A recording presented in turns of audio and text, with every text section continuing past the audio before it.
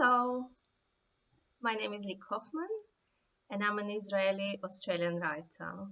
I write in a variety of genres. I sometimes dab in poetry. I write short pieces, but mostly I write long books. My first three books were fiction, short stories, a novella, and novels. And I wrote them in Hebrew, and they were published in Israel. 20 years ago, I came to Australia, and I decided to change my writing language because it's so hard to be writing in Hebrew here and then trying to communicate with readers who live across the ocean. So since 2002, I've been writing exclusively in English. My very first book in English came out in 2014, and with that book, I changed not only my language but also my genre. It's a memoir, and it tells the story of my love life in Australia mostly. Um, and then I published last year another memoir called Imperfect, where I examine how the fact that I have a lot of scars on my body have shaped my life. And I also look at how general appearance can change people's lives. I also edited two anthologies of personal essays in Australia by Australian notable writers. The first one was Rebellious Daughters, and it's just about what it's, as the title sort of says, it's about daughters who rebel against their parents, their societies, their grandparents. I have really good writers there, like Chrissy Nin, for example, or Marion Halligan, and more. And last year I also had a split anthology come out where we examined the impact of major endings in life, whether you finish sort of a relationship or you leave a country or anything like that. And I have again really great writers there like Alice Pung and Graham Simpson and Ramona Koval. It was a real honor to be editing these writers. But today I want to talk to you not so much about my books as about books generally and what they have meant to me. It's a reading hour and I think it's a wonderful, wonderful project. Books for me have been everything. Now, partly it might have something to do with my upbringing.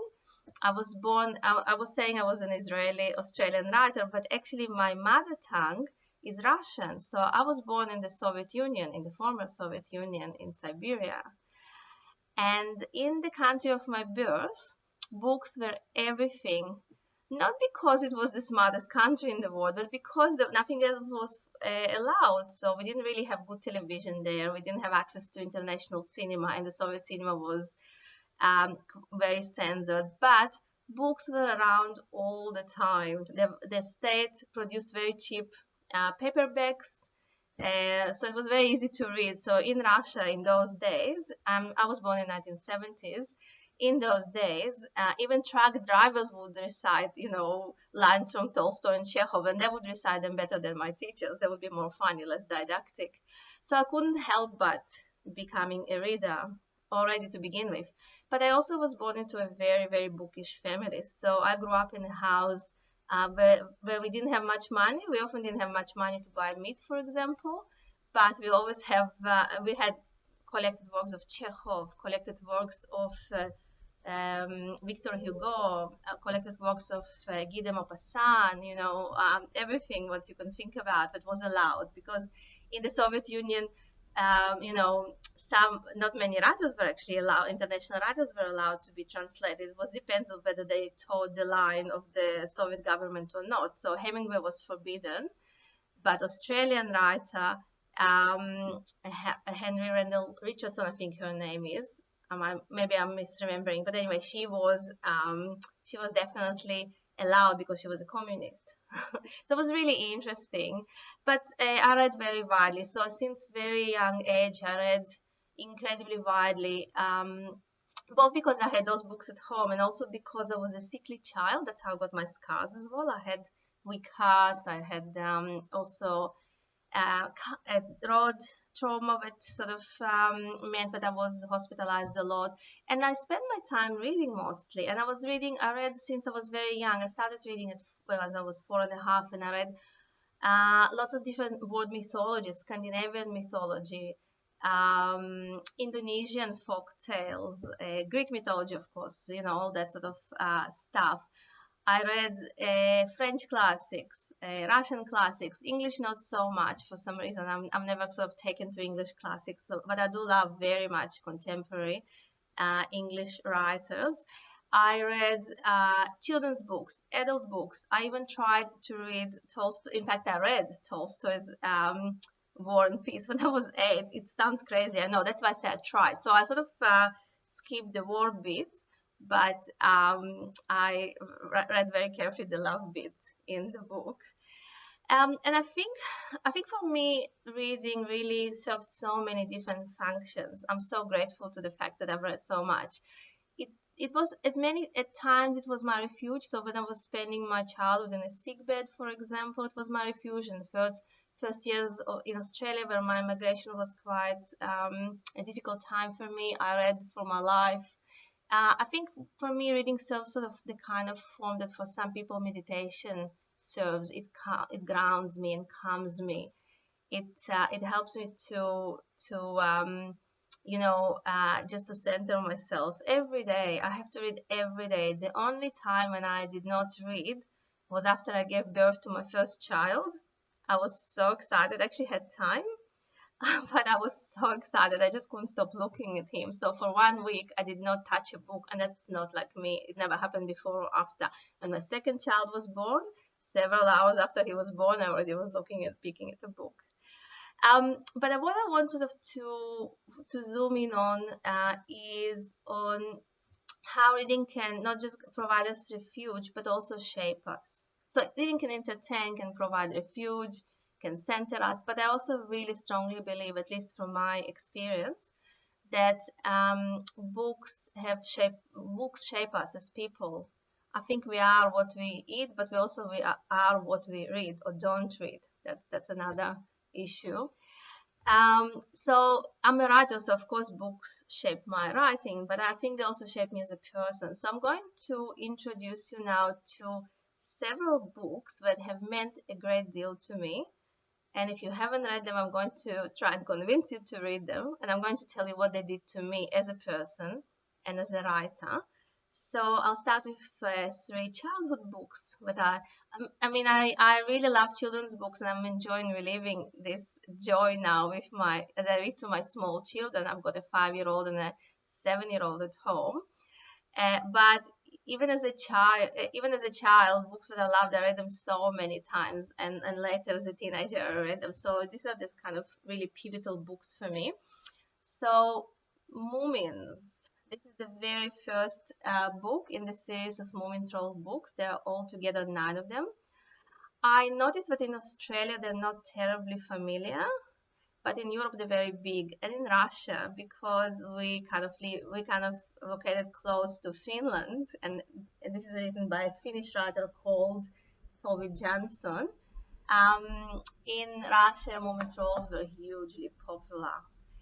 Moomin Trolls are very cute little creatures, but they're little like this, about like this, I think, and they look a little bit like hippos, like white hippos, if you can sort of see here. And they live in the Moomin Valley, but it's not just Moomin Trolls who live there. There's lots of other different creatures. There's a philosopher called Muskrat. There's also, it's a whole, Moomin Troll books create a whole entire world on its own with different species. What I particularly take from these books, actually, first I should say, these books are extremely entertaining. They really read like absolute comedy. They one of the best books to read as an adult. You still enjoy them as an adult because they're hilarious. They don't talk down to children. The humor there is just exquisite. They're not sentimental at all, even though they have really great messages. And the messages that I took from them, and I think how they sort of shaped me, is these books speak about diversity. At times, at the time, they were written in the 1940s. At the time when we didn't speak really about diversity yet, but the creatures they are all so different from each other, very quirky, very idiosyncratic.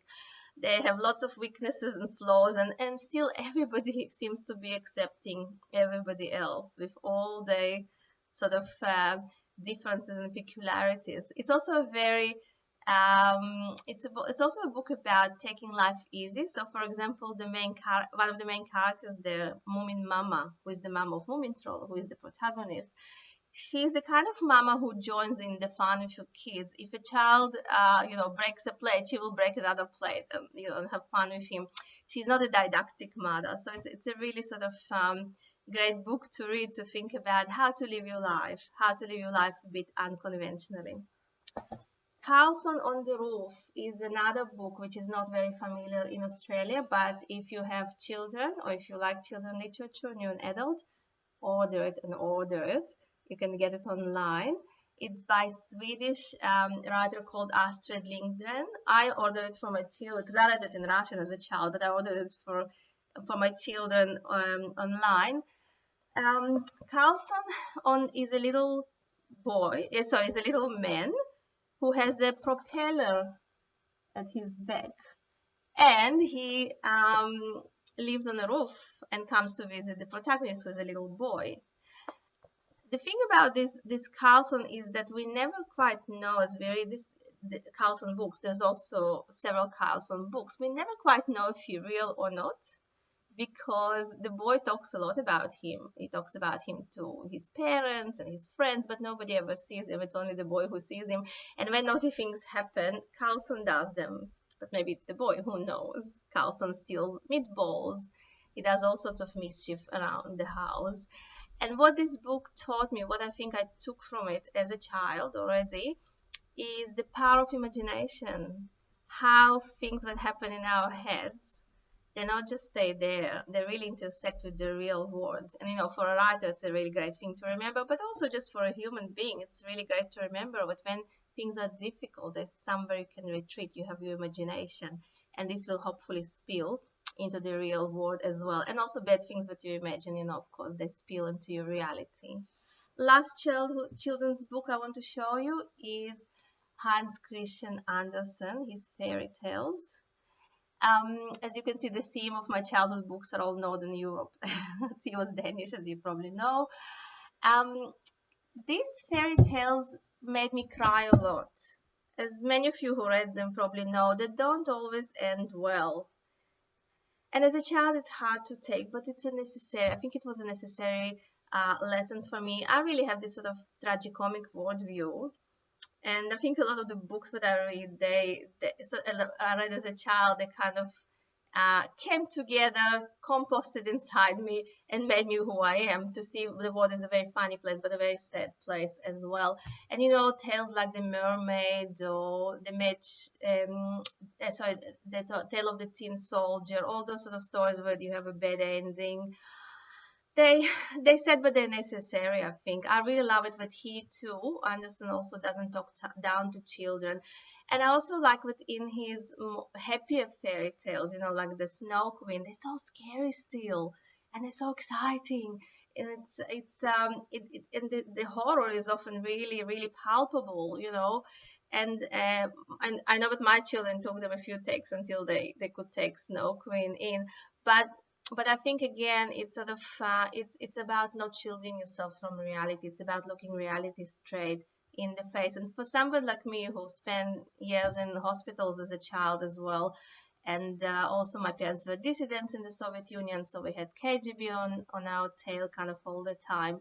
For me, I think it was a good affirmation that what I experienced as a child is valid, because if you look at many other children's books, everything is happy, very comfortable, very cozy, whereas this book was kind of felt to me like a real book.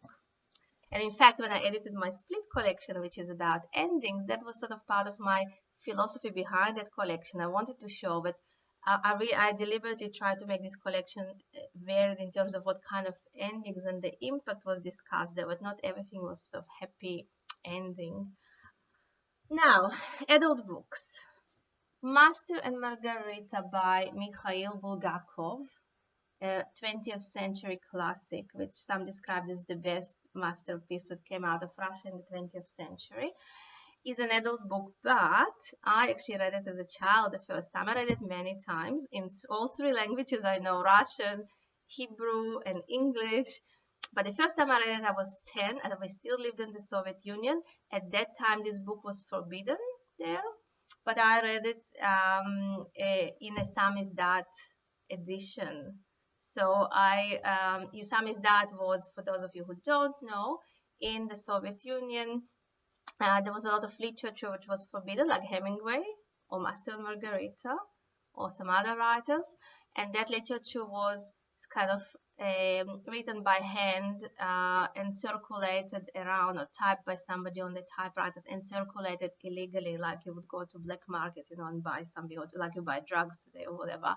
So that was something very exciting. Books were very exciting in the Soviet Union also, because you could read, some of them were so forbidden and you had to read them illegally. So The Mastiff Margaret is a very complex novel. One critic called it a puzzle novel. So I'm not going to sort of give you a whole big overview. We don't have time for this. But very quickly, just to say, the main premise of this novel, it is set in the 1930s during the Stalin rule. And, Soviet Union sort of was a very secular country where religious practices were pretty much forbidden. And if not forbidden, then it's still, you would be like really blacklisted if somebody caught you observing them. So it's a very sort of secular country, in the 1930s under Stalin's dictatorship. And one day, it's the Easter week, and Satan arrives in Moscow with his crew of witches, and you can see a cat here. There's a talking cat here in his crew, and other sort of interesting creatures. And he wreaks havoc in the communist Moscow. And this book is a very serious book. It's a really serious political and spiritual also critique. But it's so funny. Every second page you just get belly laughter. And what this book taught me probably the most is that laughter is sometimes the best resistance, the best way of coping with outside world where it doesn't work the way it should work, with difficult stuff, It also, of course, taught me a lot about rebellion. There's quite a few books I wanted to show you still, but we're running out of time. So very quickly, I'll show you two more books that really mattered to me. This is in Hebrew. But I don't have this edition in English to show you. This is a book by Milan Kundera, the Czech writer, The Unbearable Lightness of Being. But I read it in Hebrew and English as well, but I only have the Hebrew version. This was a book that really was pivotal in my 20s, when I was totally obsessed with Milan Kundera, who was a dissident in Czechoslovakia, and he migrated to France, and he ended up writing books in Czech and French. So we had a little bit similar trajectory in this way, but we changed languages. Now, if I think about The Unbearable Lightness of Being, I don't remember a lot of quotes from this book. For example, I remember the basic story, which is sort of a story of a doctor in Czechoslovakia trapped between two women, and also in this sort of awful communist regime there, and has to make very hard choices. But what really was important to me, why this book I became obsessed with it in my 20s, is that I was then already a writer. I published my first book in 20, but I was really sort of looking still for my voice, my subjects, to understand what literature is about. And Milan Kundera is a deeply intellectual writer. He's postmodernist writer. He plays with ideas. He's very unexpected. On every page he surprises you in some way. And this book made me think deeper about what literature actually means. By then I already published, when I first read this book, I already published my first book, a novel. It was a pretty bad novel. And I was having a bit of a crisis. And Milan Kundera made me believe again in the form of novel. And he made me feel that it's okay. My first novel was very light. He made me feel that it's okay to put intellect into novel. It's okay to write almost essayistic fiction if that's what I want to do, which is not what I ended up doing, but I did end up playing a lot with ideas in my subsequent fiction. So it was really mattered a lot to me as a writer. And the very last, I'm going to jump to the very last book I want to show you, which is it's a writer and a book. It's a writer I'm totally obsessed with now. So I just want to bring us to today. Okay, so this is again going to Northern Europe. Karl of Knausgård, The Sensation from Norway. The end is, as you can see, it's a very little book. It's it only has 1,000 something pages. Let's see how many. 1,160 pages. And this book is the sixth book, is his series of books which are called The Struggle. He calls them novels, but actually really it's his memoirs. I'll show you just once again. So Karl Ove Knausgaard. So this guy wrote these books in his 40s, six books, six big books, all about his life. Nothing extremely interesting ever happened to him. He got divorced. I mean, he had a difficult upbringing with father who was drinking. And he got married, got divorced, got married again, had children, wrote a few books. I mean, there were crises in his life, but it wasn't like anything extraordinary. And he managed to write these 6 volumes of huge books that became bestsellers all around the world. For me, Knausgaard is the best example of how, when you're really, really deep and honest, you can still appeal to many people. So you don't have to sort of downplay yourself. The reason he had so much to say and to write is because Knausgaard again subverts the genre of memoir, or what he calls novel, for political reasons I won't go into, by combining a lot of essayistic prose into his life story, and also by zooming in very closely onto the mundane life that he lives and showing us these mundane moments in a very strange, unfamiliar, exciting, relatable, new light. So he's my sort of, and he's searingly, searingly honest. He got in trouble because of this quite a lot with people around him, and that's another conversation.